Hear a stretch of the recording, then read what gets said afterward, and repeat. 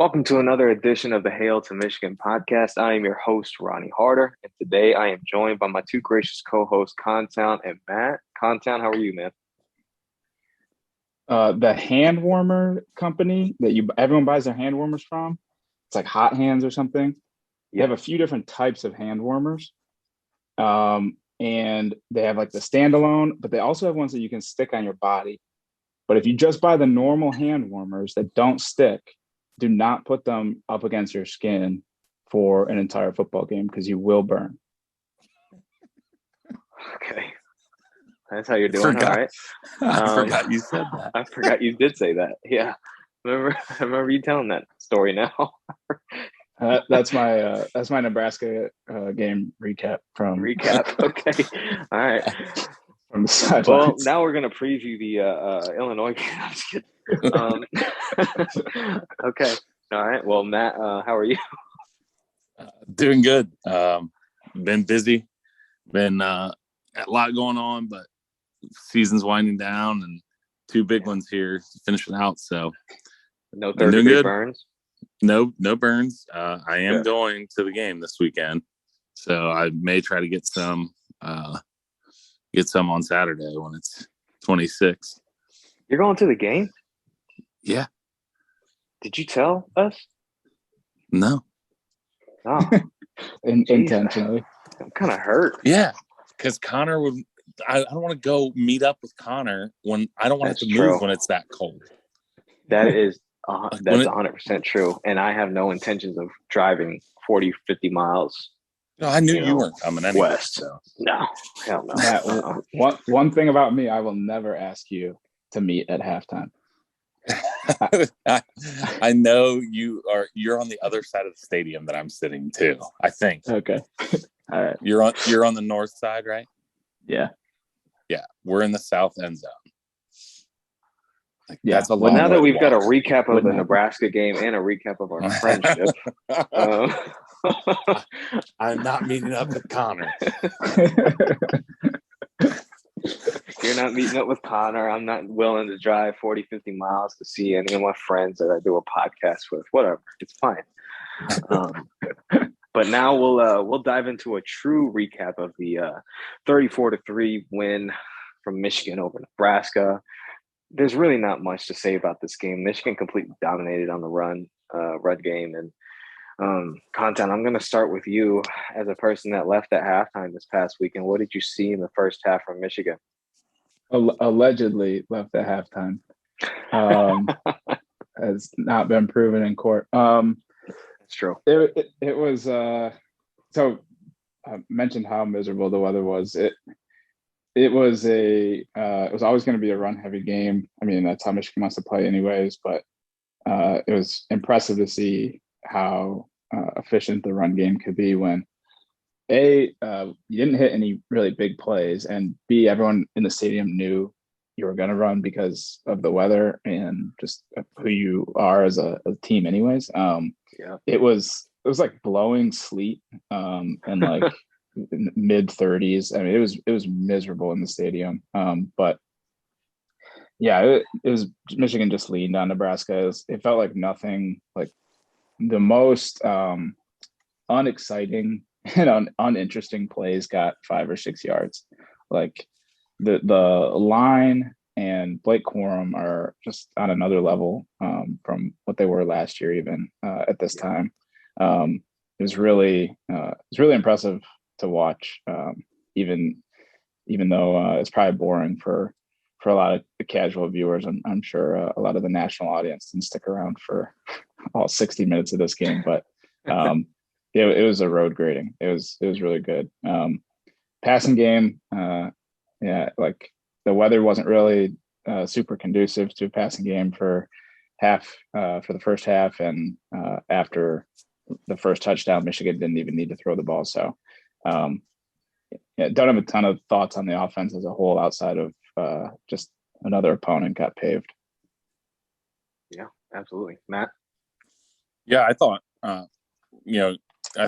Contown summed it up pretty well, but I did think there were a few notable kind of fill-in type role players that stuck out to me, at least on Saturday. I thought CJ Stokes looked really good. I believe that was the most action he's seen in terms of carries. And he ran for 8.5 yards a carry. He looked really good. I thought Colston Loveland filled in nicely with obviously all being out, and then Schoonmaker not playing as well. I thought Loveland played a pretty good game. Excuse me. And I want to kind of focus on Gio Ahadi. He stuck out to me a lot. I rewatched the first half, and he is a really athletic guard. We're pretty lucky with the two guys that are starting. But if one of them one or both, I guess, could have the opportunity. But if one of them leaves early, I will feel very comfortable with Gio stepping into the starting lineup next year after what we've seen in this game, and then a few other times where he's seen spot duty this year. So Tyler Morris as well. It was more late for Tyler Morris, but I think he looks good out there. As good as you can look for 2 catches for 7 yards. But I thought he looks like he's got a pretty good future. So that was kind of my big takeaway outside of the stuff Contown mentioned with the run game. I mean, obviously that was just another paving, like you said, but that was kind of my big offensive takeaway with some of the young guys filling in. Yeah, Morris looks comfortable out there for a true freshman. It's actually pretty impressive. Yeah, you can. It's impressive. He's getting the most run of the big 3 freshman receivers at this point in the Big Ten season. Yeah, especially because the other.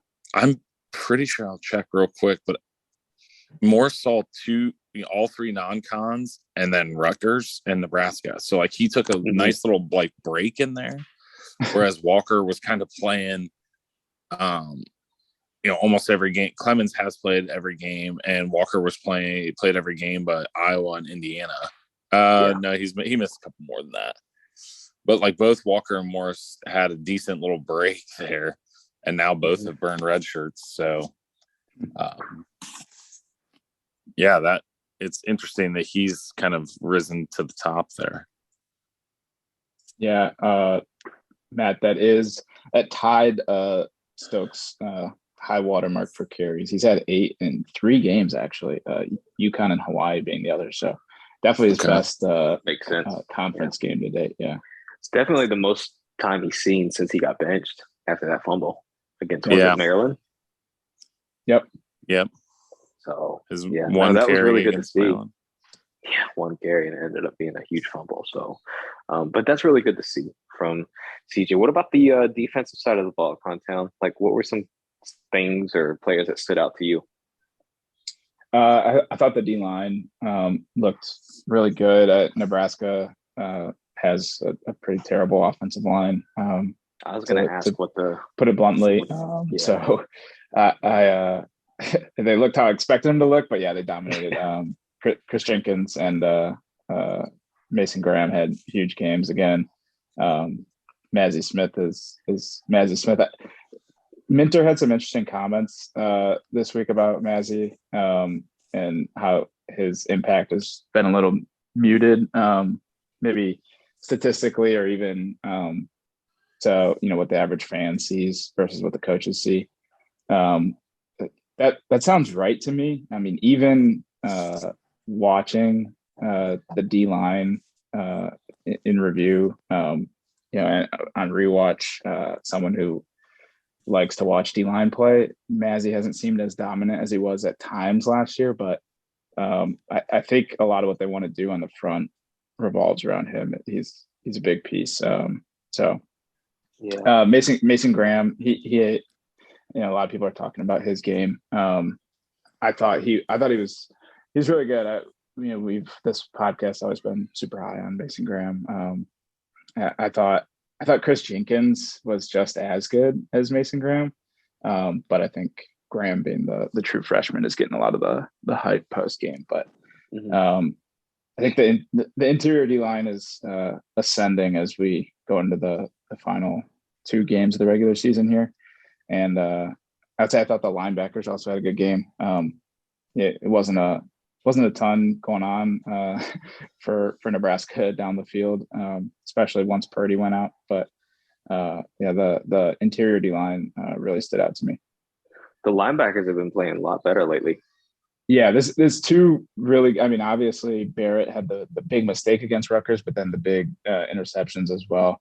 I think it's two really solid games in a row here for Mike Barrett. Yes, which is awesome. I mean, all year and all last year, you would have said linebackers are the weak spot of this team. So if they're ascending as we ramp up for Ohio State here, that's huge. That's really awesome to see from Barrett too. This is a guy that stuck it out for 5 years now. Multiple he was positions. Completely lost Yeah. last year, pretty much, like up until maybe the Michigan State game or Penn State. I can't remember which one. Indiana. Indiana. Okay, got it. He had a big impact against Indiana because of their like kind of QB run game that we were worried about. Yep. Yeah. So he's huge against teams that run a lot of tempo. Yeah, I think the D line is going to be, if they only lose Mozzie this year, they're going to be nasty next year. Mm-hmm. Yeah. I mean, Graham and Benny has shown some stuff. Jenkins, Rooks, I don't remember making an impact in this game, but he got in a little bit. He's made some plays. Yeah, in the limited action, he got in some against Rutgers too. So against Rutgers, I mean, both the 3 and the 5 tech, and then obviously Kenneth Grant, like sky's kind of the limit there. I'm not sure he'll be awesome next year, but should be at least a solid player. Yeah. Mm-hmm. So yeah, that D line next year, like maybe not quite 2016 level good, but pretty dang good. Yeah, I mean, if you give Kenneth Grant like another off season under Ben Herbert, and then just the D line coaching that he's gonna get, I mean, I don't know, man. But the way Mason Graham's looked this year, I can't imagine like Kenneth Grant not having close to the same impact next year. Grant got in and stood up a few Nebraska O linemen in this game. I know Nebraska does not have a good offensive line, but he didn't look like a freshman in this game. Yeah, he looked good. Aaron Bills posted that picture of like Kenneth Grant just dominating a human. Yeah. That was pretty nasty to see. But yeah, his big thing will be, I think you're right, Ronnie, like an off season. His conditioning's been better than I thought. I mean, from what we've seen, but it'll be technical work with him. Like Mason Graham came in at a technical level that just it's unheard of for an interior defensive line like prospect. Yeah. Usually, true freshman interior defensive line, like the only ones that play are the ones that are like NFL level freak athleticism because it's so hard technically. And I don't think Mason Graham is like, I mean, he's going to make the NFL for sure. No, but 100%. I don't think he's like a freaky level athlete. Like he's contributing heavily as a true freshman defensive lineman because of his technical skills, not because he's some super freak. Yeah. That's just so uncommon. I've been following pretty closely, like, recruiting and everything since like 2008. I've been following the actual games more since then, but like since following recruiting, Michigan has never had a true freshman defensive tackle anywhere close to this. No, it's super rare. Yeah. There's 2 of them. I mean, one of them's obviously making a much bigger impact this season than Graham, but I mean, there's 2 like just super stud defensive tackles, and then Kenneth Grant being just an athletic freak for his size. Yeah, he's like the type in terms of like just so big and athletic that you just can't keep off the field. Like he's the type that typically contributes like as a true freshman, as long as his pad level is not horrendous. Yeah. But like Mason Graham is not this like the typical true freshman like D tackle that gets on the field, and he's not only getting on the field, like he's playing very well. Yeah. Any last thoughts on Nebraska before we head on to Illinois? Yes. I'm a little concerned about safety right now. I did not think Moten all year, but this game, like last couple that I like when I've paid attention to him with Makari being out, I have not felt all that comfortable with Moten in there. And Quentin Johnson hasn't been any better. Yeah. So it really, I'm really starting to get concerned. Like if Makari's not back this week, I'm starting to get concerned that could be a big issue against Ohio State. Yeah, because it seems like it's just Rod Moore and then everybody else back there right now. Yes. Which is concerning. And when Makari was there, like it felt like both were steady at minimum, if not, good players. Yeah. And I don't feel like they're getting steady play from the guy opposite Rod Moore right now. So it's been a little bit of a decline for Moten this year. Like he hasn't been nearly as good as he was last year. But either he needs to play better or Makari needs to get back in a hurry, or that's going to be a big question mark going into next week. Yeah, and I don't think they're really needed right now just because we're not facing any like prolific passing offenses. But obviously, next weekend, he's going to be extremely important. Makari Pace, that is. So is there any like diagnosis on what his injury is? I haven't seen anything. Yeah. When he missed the Rutgers game, it sounded like it was more precautionary, but you got Hayes back this week, you got Roman Wilson back this week, so other guys that were precautionary were brought back this week, so it's a little concerning that he didn't play against Nebraska. But no, I agree, it's a big drop off to Moten, and it'll be telling if he comes back and plays against Illinois this week. Even if he's able to miss this week and play against Ohio State, I don't think you want his first action back to be against Ohio State. The other thing I would add with the secondary is just something to watch. Turner seems like he's been good for one bust for 3 weeks now. And it's been different things. I don't think Turner is all of a sudden bad. He's a good corner, but it's like, the 40-yard plays are not going to be 40-yard plays against Ohio State. They'll be 6. So something to watch. Nebraska does have a couple good receivers, but they don't have Marvin Harrison or JSN if he's playing. Yeah. Yeah. Will right. Johnson played, made a little bit more of an impact than usual. I mean, just kind of noticed him sticking out. Was that considered TFL that he had? Like that he got him like right at the line. I think it was I don't know if I remember that play. I was watching their replay earlier. I think it was like right at the line, but I noticed him a couple times in coverage too. I mean, it's not shocking, but I think he's gonna be a stud. Yeah, I mean he's gonna be so good. Yeah, no, I agree. I think I said the other day that he's in the running for like the top cornerback prospect in the draft in a couple of years when he's eligible. Like that's how good he can be. So, all right. Well, now let's move on to Illinois. 7-3 coming off back-to-back kind of weird losses. I know the Michigan State loss it was weird, but Purdue was a little bit weird as well. I thought they would, bounce back against Purdue and beat them, but they certainly did not. They have a bunch of injuries at DB. I think their top 3 DBs on one side are going to be out this week. I think a couple of them are lost for the season, so they're down to their almost like 3rd or 4th string cornerback. And then Chase Brown I guess he's questionable. I know Brett Billman said he was on the right track to play against Michigan, but that injury did look nasty that he had against Purdue at the end of the game. So we'll see how effective he is. And then, I think that's it on the injury front. So Contown, let's start with you. What are you expecting on, Michigan's offense against Illinois' defense, who seems to be pretty damn good? Yeah, it's certainly by most metrics the 3rd best defense in the Big Ten, but that's with Michigan and Iowa like solidly being top 3 nationally. So national defenses is like Michigan, Iowa, Georgia, and then Illinois is pretty much right there. They they have been fading a little bit here with the, as you would expect with 2 consecutive losses.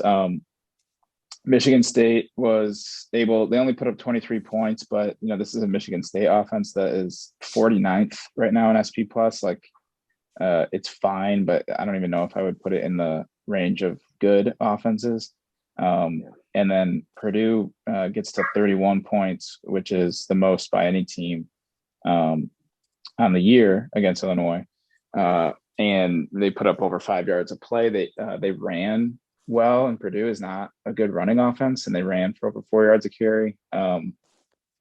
They throw the ball a million times, so the efficiency wasn't there in the pass game. But Illinois is going to run a ton of man free with man coverage on your receivers with a safety that plays in the parking lot. So for Michigan, it's going to be, can you run the ball at least as well as Purdue and Michigan State did, which I think they can. And can you, when you have one-on-one wins by your receivers, can JJ McCarthy hit them in the passing game to move the ball through the air? I would expect Michigan to have at least as much success against Illinois as Purdue, just especially given the fact that it's at home and the strength of Michigan's run game. You mentioned the injuries, Ronnie. They're starting to pile up. Illinois has been a good story all year, but they've faced mostly bad offenses, and they just don't have the depth really to withstand these kinds of injuries down the stretch. So, Bielema's done a ton to elevate that program, and especially Ryan Walters, who us on this podcast are familiar with for a while. We talked about him as maybe a Don Brown replacement at Michigan. Really, really good defensive mind for them, but I think they're just getting a little thin as the year goes on, and Michigan seems to be stronger than ever running the ball. So I would expect this to look a lot like the Iowa game looked offensively for Michigan. It won't be exactly the same because you're not going to get, Iowa's almost entirely zone coverage, but in terms of how Michigan attacks this defense, I don't think it'll be any different. I think you're going to see Michigan pave a team slowly again. And it might be, you might be put up a little bit more than we did on Iowa, but it's a good defense, but the injuries are mounting. I think the other injury that hurt them against Purdue is their best outside linebacker and pass rusher also didn't play. So Coleman, I believe, is the name. Seth Coleman. He's their leading pass rusher. Yeah. So if he's out again this week, they're already. Is he back? Okay. Yeah. Bielema said he was cleared protocol, I guess. Oh, it was concussion. Okay. Yeah. They're also, they don't have a good pass rush. Even with him, they're pretty low nationally in sack rate. So, Michigan should be able to move them efficiently. Play action should be there. If you're asking their backup secondary to play the run all day and then figure out when Michigan's going to go play action and cover Ronnie Bell and Roman Wilson one-on-one. It's going to be moving the football, and can JJ hit the play action shots? Okay, Matt, go ahead. Yeah, I think the matchup for Michigan's offense is just going to be more dictated by, the injuries that Contown mentioned, and the weather, more so than anything. If this was in September, I think they would have a good opportunity to move the ball through the air as well as the typical run stuff. I'm wondering if the weather is going to limit how much they even try to throw the ball on Saturday. It's going to be extremely cold. I saw wind gusts up to 25 mile an hour. So more so than any individual player or position group, those will all be impacted by, I think, the health of Illinois. But more so than even that, I think the weather is just kind of a big impact on what Michigan can do. The defense for Illinois was not a problem against Michigan State. They held them to under 300 yards. It really was just the offense just completely crapped the bed for them against Michigan State, especially on fourth down. They kept handing them the ball back. I believe they were 1 for 6 on fourth down against Michigan State. So Purdue, obviously showed they can be had through the air and on the ground. But yeah, I think the offense it'll be interesting to see if they do try to press the issue with the passing game to try to get that into a rhythm, because with the weather, I'm not sure they will. They may just kind of try to pave them and get out of there. Are you guys concerned at all about like Michigan's passing game? Like, even if the weather is going to be bad, like the wide receivers haven't been playing well. JJ's been under 50% in the last 2 games throwing the ball. You guys have any like concerns about that? I certainly do. Yeah, I think you have to at this point. Plus what Matt alluded to with the wind gust, it might not be the best day to figure the passing game out. Yeah, this isn't the perfect weather situation for a get right game for them. We talked a little bit about this before the podcast, but it's just been a combination of things. I mean, when JJ is on, we've had some drop or route issues, when the route or the scheme gets a guy wide open. He's missed a few of those opportunities. It's just been inconsistent all the way around. And at this point in the year, I'm just not sure it gets a lot better. Obviously, keep working on it. JJ continue to take care of the ball. I mean, that's been a huge thing. And so, it's not all that, I'm not all that confident in it, and I am concerned, but there's still a lot of talent both at quarterback and receiver. So, it wouldn't shock me at all if they put it together. I'm just not sure it'll be this Saturday. Yeah, I will say, as it relates to the Illinois defense, Purdue is the best offense they've faced all year. And Purdue is 10 spots behind Michigan in SP plus offense.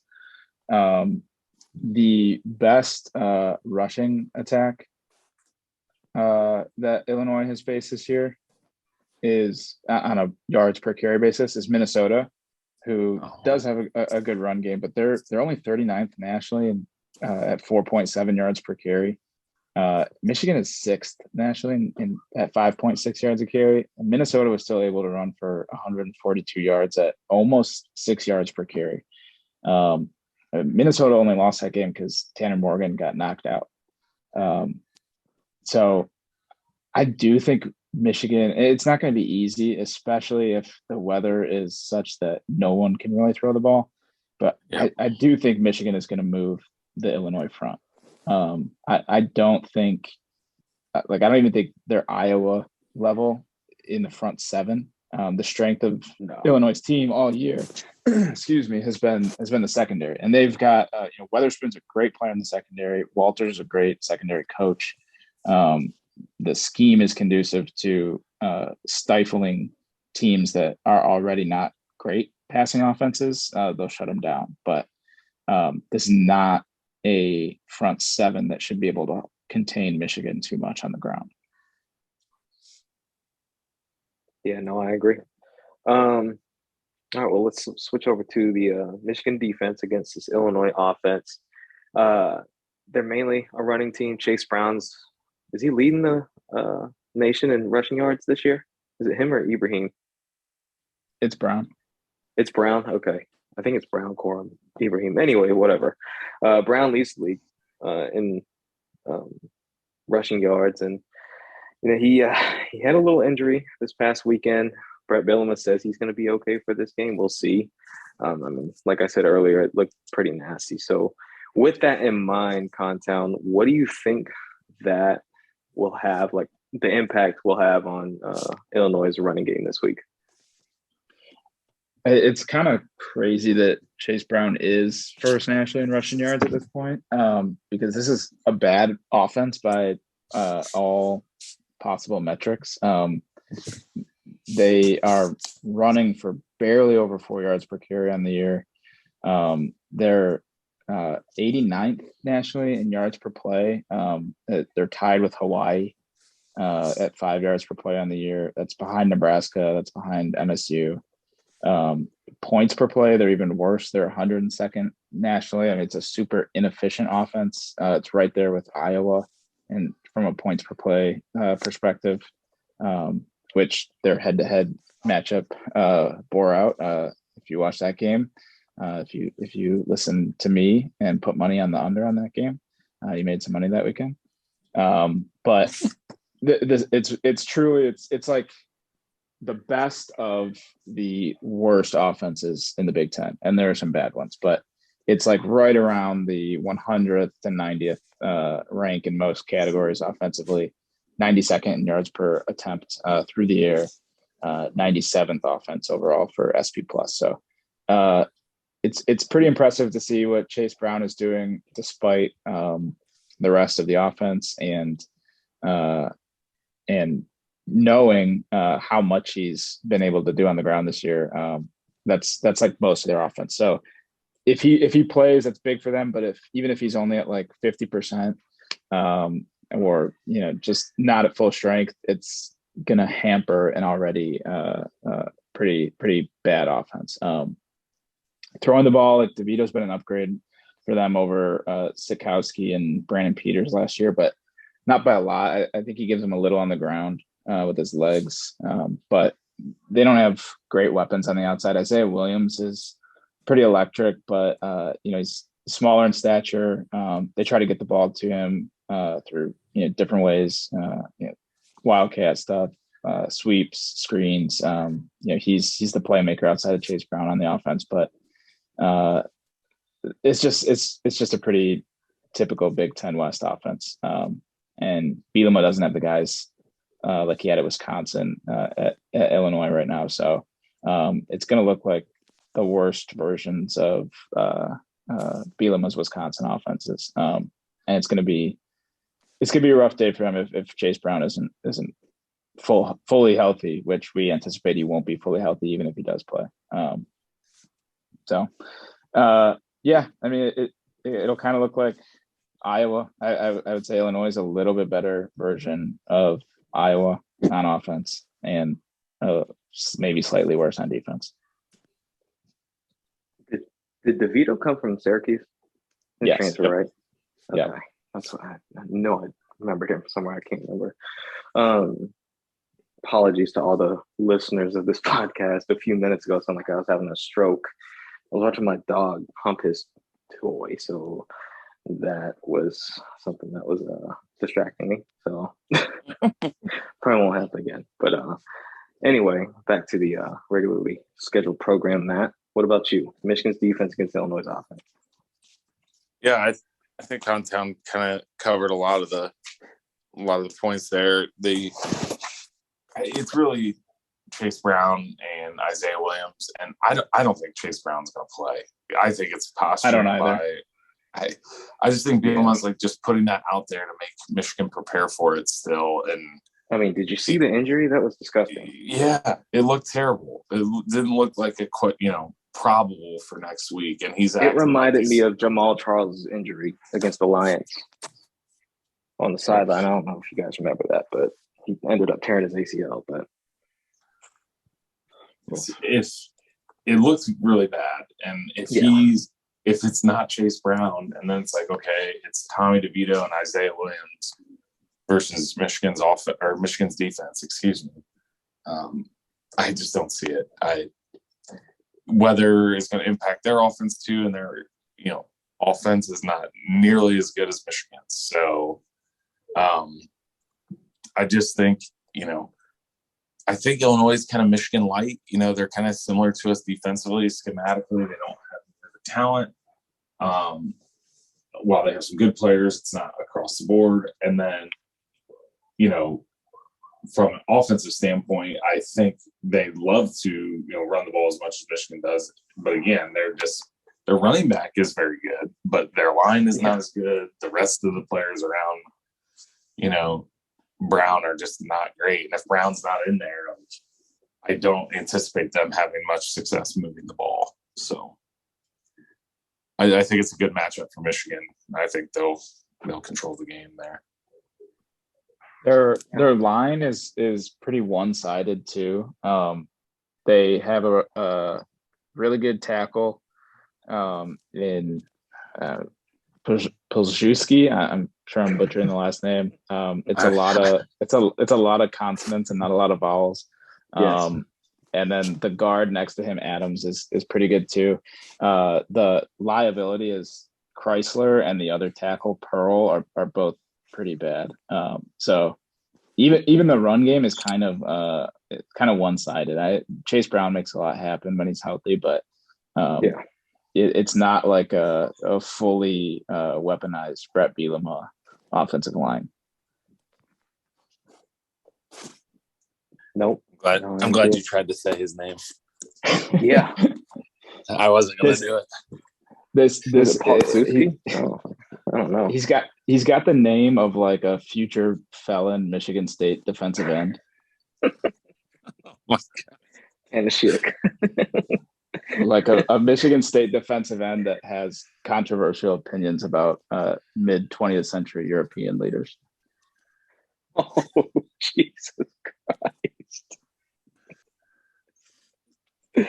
All right. Any last thoughts on Illinois before we head on to our predictions? Nope. Jeez, there's nothing like cricket.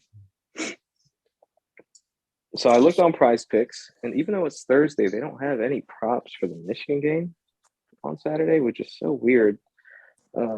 Usually they have them. Wonder if they're waiting to see the weather. A lot of times that will impact. Yeah, prop. that could be true. I'm gonna see if FanDuel has it. Give me 10 seconds. FanDuel does not have it either, so I guess everybody's just waiting on the weather. All right, whatever.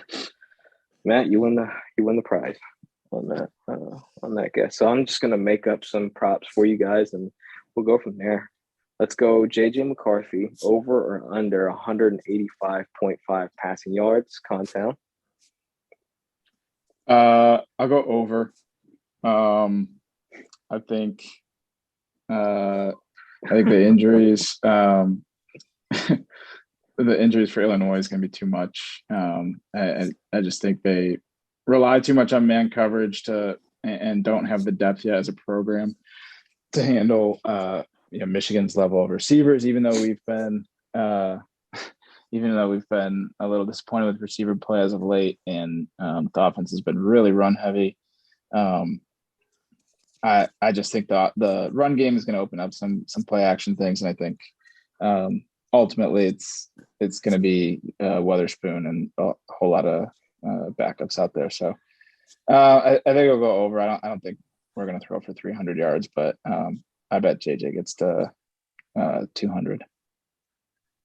Matt, what about you? I kind of agree with the reasoning there, but I still have to say under. I just don't think they're going to give them the opportunity to do it. So under. I am going to go under as well, just based off the last two games. What we've been depending on was the run game, and with the weather this week, I don't see us throwing the ball that much. So I'll go under. Let's move on to Blake Corum, over or under 135.5 rushing yards. Over. Matt? I want to say under, just because I think they'll spread it out a little bit. But I could see this being a stubborn Harbaugh win Corum the Heisman game. He has a really good shot. You guys, just real quick, going on a tangent here. You guys think he truly has a shot at this? I think he wins it if we beat Ohio State. Yep. Okay. Signature game, yeah. Especially if it's a big game like Corum, yeah. Because if we beat Ohio State, yeah. If we beat Ohio State, Stroud won't win it. Right. If we beat Ohio State, we had to have run the ball well.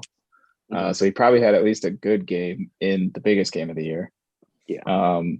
And then it's just Corum or Hooker. Yeah, and Corum's going to have the big game against Ohio State. Probably a big game against Purdue or whoever wins the Big Ten West for the Big Ten Corum's championship, leading to the playoffs. Yeah. No, it all just depends on Ohio State result then, probably. If he has 100 in both the next two games, and they like at least 100, and they beat Michigan or beat Ohio State, then he's gonna win it. Well, you just jinxed it. You said beat Michigan, so maybe jinxed it in a good way. Yeah, Mo Ibrahim ran for 8.5 yards a carry against Illinois.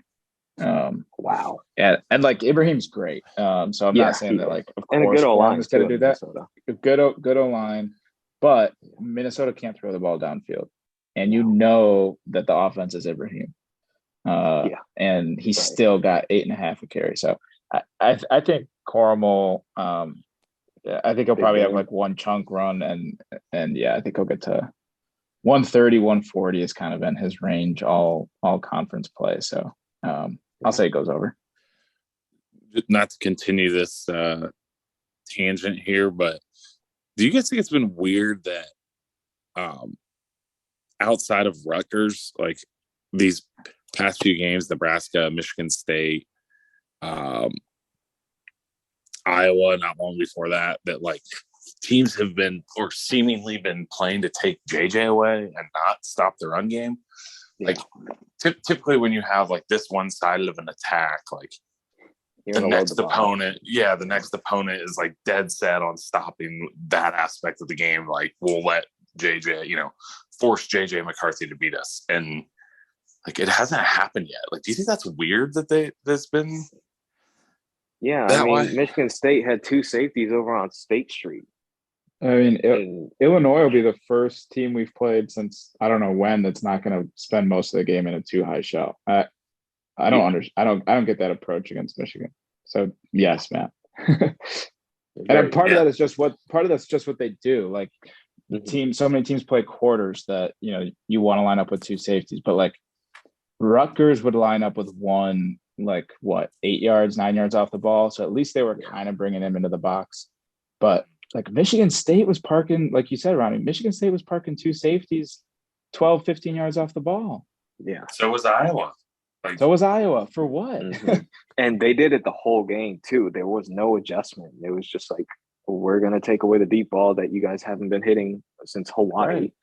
Right. And make you run it on us when we know you can. Yeah, that's it. It's just been odd to me. Like the teams are daring Michigan to run, and Michigan's just like, okay. Michigan's okay. Yeah, exactly. We'll run for 250 again.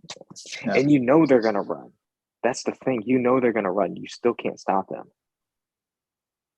Yeah, like typically, like even if a team did like what we think they should do, like load the box and stop, like typically we would spend like a quarter still trying to do it anyway. Yeah. Right.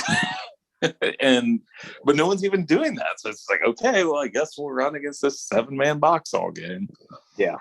It's just, easy. Okay, so moving on to the last prop. Ronnie Bell, over or under 49.5 receiving yards. Contown? I guess I'll go over. Since I went over on JJ, that probably means Ronnie Bell's got to get at least a 50. I think he had 72 against Nebraska. It's been a pretty good bet to get to 50 most of the year. So I think he'll get some one-on-one wins against this mostly man team and get there. I mean, it only takes really one chunk there for Ronnie. So I think 50. Matt? Yep, over.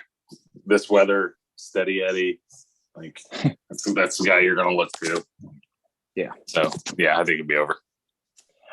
Real quick on Ronnie, how did they score Michigan's last touchdown against I believe it was Nebraska? a rushing touchdown for Anthony. Was it? Because it doesn't show that in the box score. Oh, really? That was my guess when I saw a lot of like usually you recover a fumble, you get that as a rush attempt, but it doesn't. It shows it on Sports Reference. Okay.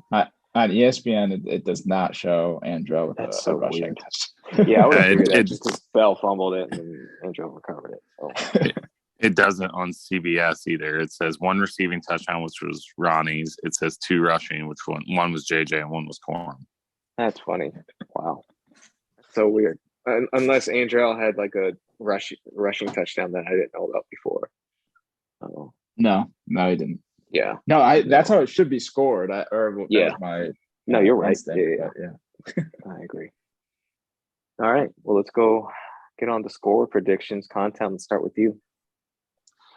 I'm tempted to say Michigan covers here. The weather's gonna What's be the line? bad. Last I saw was 17. I think you might be able to get 18. Okay. It's 18 now. Yeah, that's the line is moving up and the over under is moving down. I think Vegas and bettors are expecting Chase Brown to not play. Yeah, I agree. I think that's what's going on. Yeah. I think you're going to get Illinois' best shot. And it should be mentioned, I don't know where to put this, but Brett Bielema's mom passed away today. So I don't even know, like, it. Yeah, is he going to coach? Is he? I assume he'll coach, but guess there's a chance he doesn't coach. That's tough to deal with too. It's a lot on your mind. Yeah, and they've lost 2 in a row. I think there's a lot going on for them. Yeah, as a program. As a program. Yeah, and you would think that it would like motivate and rally them, but like you said, coming off 2 losses and then all these injuries. Yeah. I think you're going to get a good punch from them early. First quarter, and then if Michigan can get up and if they're moving the ball on the ground, I think it'll get away from Illinois. I'm going to go 30-14. I don't know if it's a late touchdown backdoor cover, but I think Illinois barely covers. I think the line is pretty good. Purdue got for the weather. Purdue got to 31, and it wasn't great weather in Champaign last week. I think Michigan probably should have hit 30 against Iowa, and I think this defense might be a little better matchup for Michigan than Iowa's defense. And it's at home. I'll say Michigan gets to 30, and I really have a hard time seeing Illinois get more than 14. So I'll say 30-14. It could be worse than that, but 30-14 Michigan. Matt, what about you? Yeah, I'm gonna go with 28-7. I don't think there's gonna be any like field goal action with the win. Yeah, that's a good point. So I'm going to say 28-7. I think Michigan pretty much controls. I think you made a good point about an early punch, but other than that, I think they pretty much control the game from the jump. So 28-7, Michigan covers and the under. Yeah. I got the similar Illinois score as Matt, but I got an extra touchdown from Michigan. So 35-7 Michigan. Like Matt said, I don't think there's going to be any field goals with this weather, and I think Corum's just going to have a really big game. And I don't know. Hopefully, JJ has a big enough game, but I won't be too hard on him with this weather. So, but yeah, that does it for this episode of the Hail to Michigan podcast. I'm your host, Ronnie Harder, joined by Contown and Matt. You can catch this episode on Apple, Spotify, YouTube. So be sure to like, subscribe, download this episode, rate, review us, tell us you love us, tell us you hate us. Doesn't really matter. But as always, go blue.